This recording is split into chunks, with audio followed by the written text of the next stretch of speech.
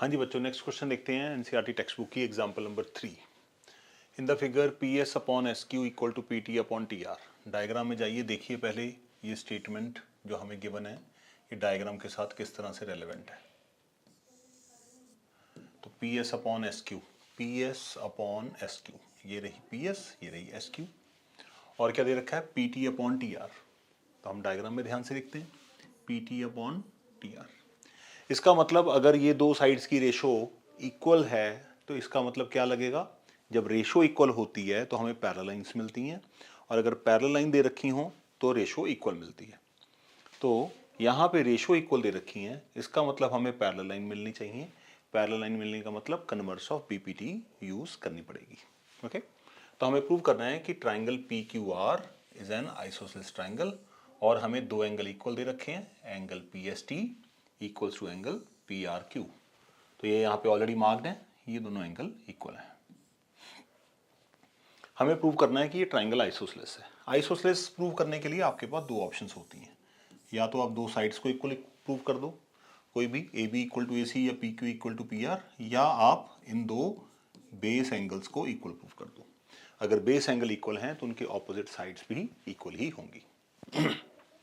यहाँ पे देखिए, इसको अगर आप सरल भाषा में समझेंगे, in an easy manner, let us find it out, तो ये क्लियर हो गया कि रेशोज इक्वल हैं, इसका मतलब साइड्स पैरेलल होंगी।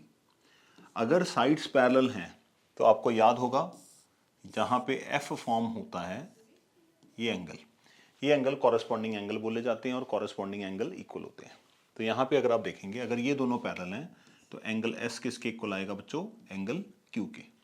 Angle S would be equal to angle Q. Parallel होने की वजह से एस इक्वल टू क्यू आ गया। एस इक्वल टू आर हमें ऑलरेडी दे रखा है, तो S equal to R as given, and S equal to Q, क्योंकि ये दोनों पैरेलल हैं तो S is equal to Q and R, therefore Q equal to R आ जाएगा। अगर क्यू इक्वल टू आर है तो A P Q equal to P R हो जाएगी, और अगर P Q equal to P R है तो ट्राइंगल आइसोसेलेस होंगे। तो यहां पे देखिए, हमें नीड जनरेट करनी पड़ेगी हर बार टू प्रूफ से। हमें चाहिए था आइसोसेलेस, तो R equal to Q prove करना था बच्चों। तो आर इक्वल टू एस है, तो मैंने क्या किया, क्यू को भी एस के ही इक्वल प्रूव कर दिया हमने। चलिए करते हैं इसको, डिटेल में लिख के समझाता हूं आपको, अगर कोई डाउट होगा तो डिस्कस करेंगे। ओके, सो यहाँ पे गिवन ऑलरेडी ये स्टेटमेंट आप गिवन में लिख कर आएंगे, statement number 1 and statement number 2, और ये आएगा आपका to proof. So given P S equals to S Q equals to P T over T R, and angle P S T equals to angle P R Q, और to proof क्या है, triangle P Q R is an isosceles triangle. ठीक है जी, isosceles triangle का मतलब we have to prove P Q equals to P R. तो क्योंकि हमें साइड्स की रेशो गिवन है यहाँ पर, तो प्रूव, तो सिंस, ट्राइंगल का नाम जरूर लिखना है, since in triangle PQR we are having PS upon SQ equals to PT upon TR, therefore by using converse of BPT, क्योंकि जब रेशो इक्वल गिवन होती हैं और हमें पैरेलल साइड की रिक्वायरमेंट है तो कन्वर्स ऑफ बीपीटी काम आएगी। By converse of BPT what we can say, we can write ST parallel to QR। Parallel lines मिल गई हमें बीपीटी की हेल्प से। तो अगर ये पैरेलल हैं तो हम अपना काम आगे बड़ी जल्दी कर सकते हैं यहाँ पे। चलिए जी, now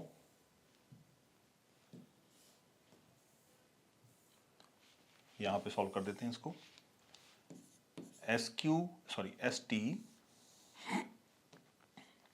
ST is parallel to QR and SQ is transversal, therefore we can say angle PST equals to angle PQR, reason आएगा यहाँ पर कॉरेस्पॉन्डिंग एंगल्स आर इक्वल। तो ये एंगल इसके इक्वल हमने कर दिया। अब ऑल्सो